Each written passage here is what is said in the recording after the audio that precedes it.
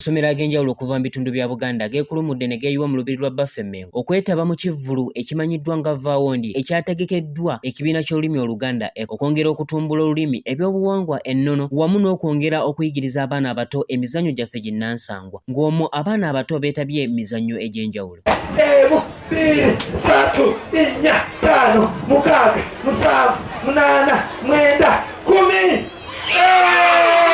Tuzannye ekisooka, tuzannye sekitulege, tuzannye okuzinisa enziga, tuzannye okukuba enkuyo, tuzannye ekigo, tuzannye esuula akatambaala, tuzannye kapu engobaagoba, tuzannye omenya emizannyo n'olemerwawo mingi nnyo egy'omunkulu ng'egy'ennyiriri, egizannyibwa wansi, okwepena, okubuuka omuguwa, okuwamba abasibe. Ntebe w'ekivvulu Birikadde ategeezezza omulamu omukulu ekivvulu kino kwe kyabadde kitambulira ogwabadde gugamba nti lwaki nzannya. Awo wennyini chairman watutottoledde akawonvu n'akagga akali mu kuteekateeka n'okutegeka ekivvulu kino Vvaawo Ndye wamu n'emigaso enjolo egyetobese mu kivvulu kino. Ekyokuteekateeka Vvaawo Ndye ekikulu ennyo kwe kuggyayo ebigendererwa by'okuzannya emizannyo gino ginnansangwa, kubanga olw'ebigendererwa ebikulu ebyokuyiga ebingi ebiri mu mizannyo gino abaana baffe bwe batagizannya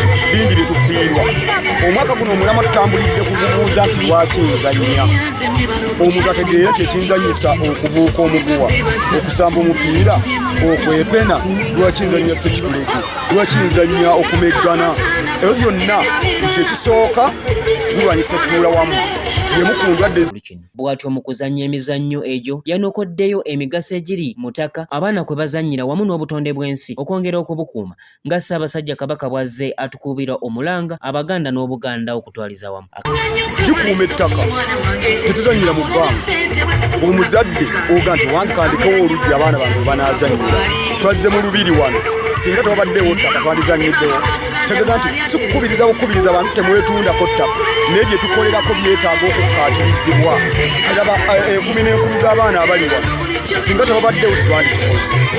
Emizannyo gikuuma obutonde, kubanga bye tuzannyisa byonna tubikola mu bintu eby'obutonde. Abuuka omuguwa ajja ekyayi ku kitooke, eyeesibye empina okuzina olulagala lujje ku kitooke, eyeesibye enziga omuti guli ajja eri omuti olwokuba nti yalekawo emiti n'atemayo byazannyisa.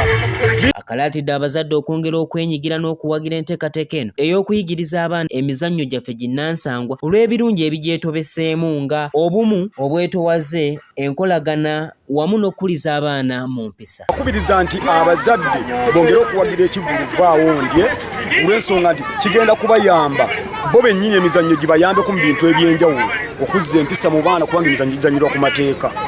Gy'otoli oli ku mulimu gwo omuzannyo gujja kukuyamba kubanga guteekateeka omwana yamanya nti ŋŋambwako, guyigiriza omwana ayandibaddaga nti neeralikidde abaana bange baliwa, omanya nti bazannya n'abamuliraanwa gundi. Guzza enkolagana wakati w'abaana bagizannya n'abazadde, kubanga oba oli nti abaana b'owagundi bakimya abange okuzannya, omanya nti bali ne bannaabwe bali. Ebyo byonna mukibayoga nti abantu tebakyakolagana, ekyo kikyamu nnyo. Abantu tulina okukolagana, weetaaga nze nkwetaaga. Nolwekyo bawagira emizannyo gino tugisenseze mu bitundu byonna ebya Uganda. Abanyankole bazannye egy'Ekinyankole, Abaganda bazannye gy'. Ayongedde n'asaba abakulu b'amasomero okwongera okubakwasizaako mu nteekateeka eno erimu okuvuganya okw'amaanyi nga singa babadde bazze ku masomero gaabwe okusobola okubaaniriza n'omutima omulungi nga babadde bazze okuyigiriza abaana emizannyo gyaffe gino ginnansangwa. Bwempa abakulu bano bwe buno nti bwe tujja mu masomero gaabwe batwanirize n'essanyu lingi, kubanga tubayambako. Bw'otuulira ebigendererwa by'emizannyo bwati giwagala obwongo bw'omwana n'ayiga okuvuganya. Naawe oyagala bano bavuganye n'essomero eddala eryo lisomese lisinge. Ate emizannyo gibayigiriza okuvuganya. Kati abaana bo bayigiririze mu mizannyo eyo, agenda mu kibiina okutuuka nga njagala kufuna ddala lisooka, kuyitira mu ddala lisooka. Bettanira emizannyo bye baagala gigenda kubayamba okubituukako nga baseereza. Ku mukolo gwennyini kwetabiddwako abaana n'abasomesa baabwe abalabiddwako nga bali ku mizannyo egy'enjawulo gye badde bazannya okwabadde nga Kibuuka Tonkutula, Ekivvulu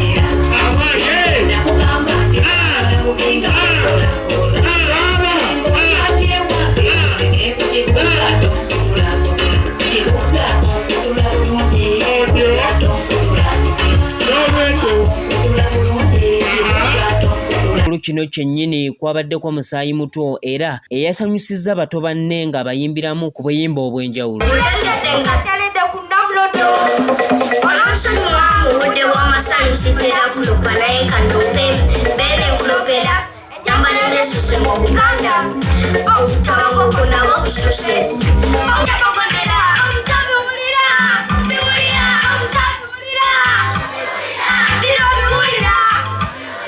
Joseph Kiyimba, MRU TV, Poko News, wano mu lubiri lwa Baffe e Mengo.